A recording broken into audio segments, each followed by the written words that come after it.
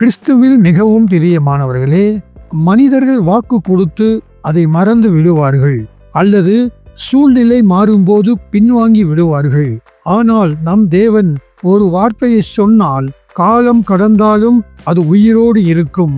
காரணம், தேவனே அந்த வார்த்தையாக இருக்கிறார். தேவன் சாவாமை உள்ள சர்வ வல்லவர். ஆகையால் அவருடைய வார்த்தையும் உங்கள் வாழ்க்கையில் நிறைவேறும் வரை ஜீவனோடே இருக்கும் என்பதை விசுவாசியுங்கள்.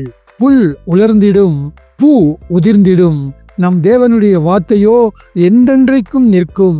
தேவன் உங்களுக்கு ஒரு வாக்குத்தத்தத்தை சில ஆண்டுகளுக்கு முன்பாக கொடுக்கப்பட்டதாக இருந்தாலும் இன்னும் நிறைவேறவில்லையே என்று நினைக்காதீர்கள், கலங்காதீர்கள். தேவனுடைய பார்வையில் அந்த வார்த்தை இன்றும் ஜீவனோடே இருக்கிறது என்பதை விசுவாசியுங்கள். ஆபிரகாமுக்கு ஒரு வாக்குத்தத்தம் கொடுக்கப்பட்டது. 25 ஆண்டுகள் கடந்து போயின. அவனுடைய சரீரம் செத்து போனது போல் ஆனது. சாராலும் முதிர் வயதாகி கர்ப்பமும் செத்து போனது. ஆனால் தேவன் பேசிய வார்த்தை சாகவில்லை. வாக்குத்தத்தம் நிறைவேற காலம் வந்தபோது தேவனுடைய வார்த்தை செத்து போன கர்ப்பத்தில் ஜீவனை உருவாக்கியது. உங்கள் வாழ்க்கையிலும் இது முடிந்துவிட்டது என்று நீங்கள் நினைக்கும் காரியங்களில் கர்த்தர் உங்களுக்காக பேசிய வார்த்தை கர்த்தரின் நேரத்தில் கிரியை செய்ய தொடங்கும். கர்த்தர் சொன்னால் அதை செய்து முடிப்பார். அவர் பொய் சொல்ல அவர் மனுஷன் அல்ல. நீங்கள் மறந்து போனாலும் அவர் மறப்பதில்லை.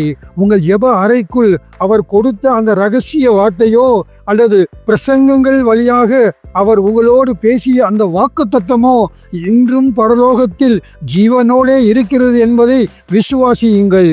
எனவே சோர்ந்து போகாதீர்கள். உங்கள் சூழ்நிலையை பார்க்காமல் கர்த்தர் உங்களை பார்த்து பேசிய வார்த்தையை அறிக்கை செய்து கொண்டே இருங்கள். கர்த்தரின் நேரத்தில் உங்களுக்கு கொடுக்கப்பட்ட ஜீவனுள்ள வார்த்தை உங்கள் வாழ்க்கையில் கனியாக மாறும். நிச்சயமாகவே முடிவு உண்டு. உங்கள் நம்பிக்கை வீண் போகாது. வார்த்தையின் தன்மை என்னவென்றால் அது எப்போதும் உயிரோடு இருக்கும். வார்த்தையின் நோக்கம் என்னவென்றால் அது சொல்லப்பட்ட காரியத்தை முடிக்காமல் திரும்பாது. நமது கடமையோ விசுவாசத்தை, அந்த விசுவாச வார்த்தையை பிடித்து கொள்ளுதல்.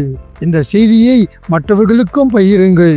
இந்த செய்தியை முழுவதுமாக கேட்ட உங்கள் ஒவ்வொருவரையும் கர்த்தர் தாமே அபரிமிதமாக ஆசீர்வதிப்பாராக. ஆமென்.